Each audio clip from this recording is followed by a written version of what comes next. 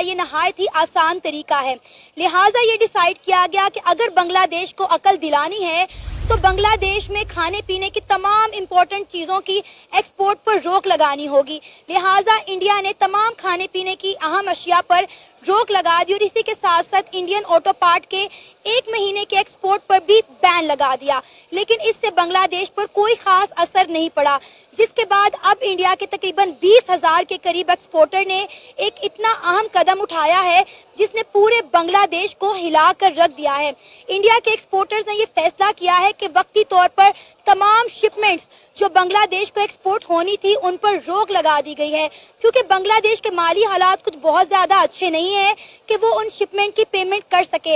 लिहाजा इंडिया के एक्सपोर्टर ने ये फैसला किया है कि वक्ती तौर पर तमाम शिपमेंट्स को रोक दिया गया है। इस वक्त जो है बांग्लादेश जो है एंटी इंडिया हो रहा है। भारत चेकमेट तो यूनुस जिहादी, भारत ने चेकमेट कर दिया है यूनुस जिहादी पर। भारत ने खरीदा है 30,000 crore K9 Vajra and Sukhoi 30 MKL। We are ready to war, we are ready, हम तैयार है बैटल के लिए। बट आदरणीय प्रधानमंत्री 3C से हमेशा थोड़ा इग्नोर करते हैं, 3C को। अब वो 3C क्या है जी?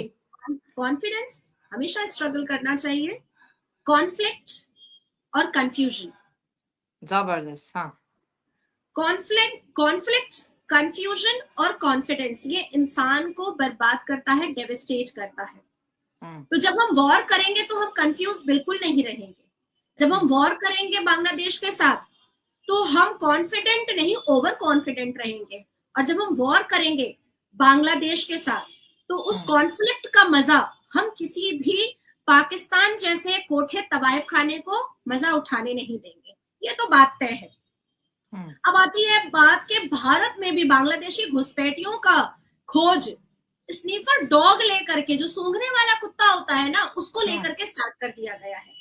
और और हर एक गली कूचे, मोहल्ले, district area, remote area, state, हर एक जगह पर पता नहीं IB और NSG और कैसे कैसे ऑफिसर एक सिविल ड्रेस में घूम रहे हैं, जो ये पता करने की कोशिश में लगे हुए हैं कि हमारे भारत में कितने करोड़ घुसपैठिया घुसे हुए हैं और वो हमारे थाली की रोटी छीन छीन करके खा रहे हैं। और आने वाले वक्त में बहुत सारे भारत के मुसलमान नेताओं के नेतृत्व में हमारा ही गला काटने के लिए स्ट्रैटेजी और उम्मा का कॉन्सेप्ट रेडी कर रहे हैं।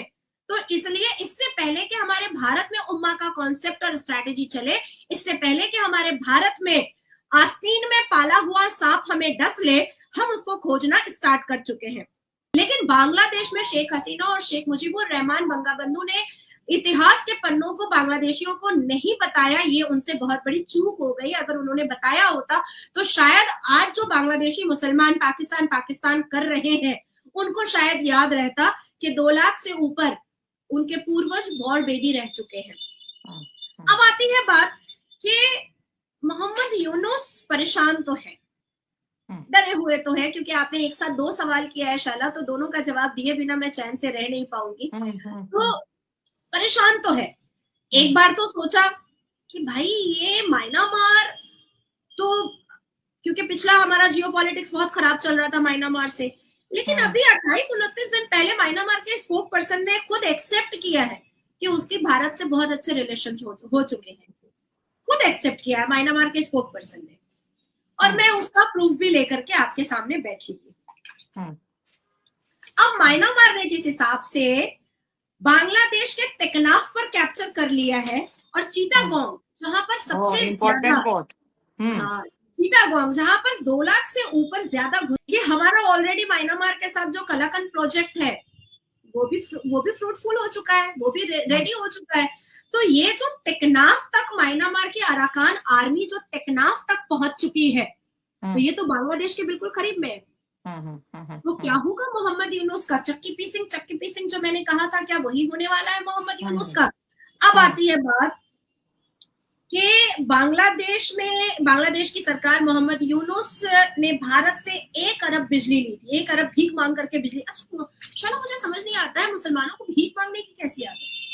जब देखो तब भीख मांगते रहते हैं, कभी फितरा के नाम पर, कभी ज़कात के नाम पर, कभी मदरसे के नाम पर, कभी चंदा के नाम पर, कभी मिलाद के नाम पर, कभी इस्तखारा के नाम पर, कभी तावीज के नाम पर। मांगना इन्होंने भीख ही है, मांगना तो। और पेट चलाने के लिए, आतंकी हरकत करने के लिए तो भैया पैसे की जरूरत होती है।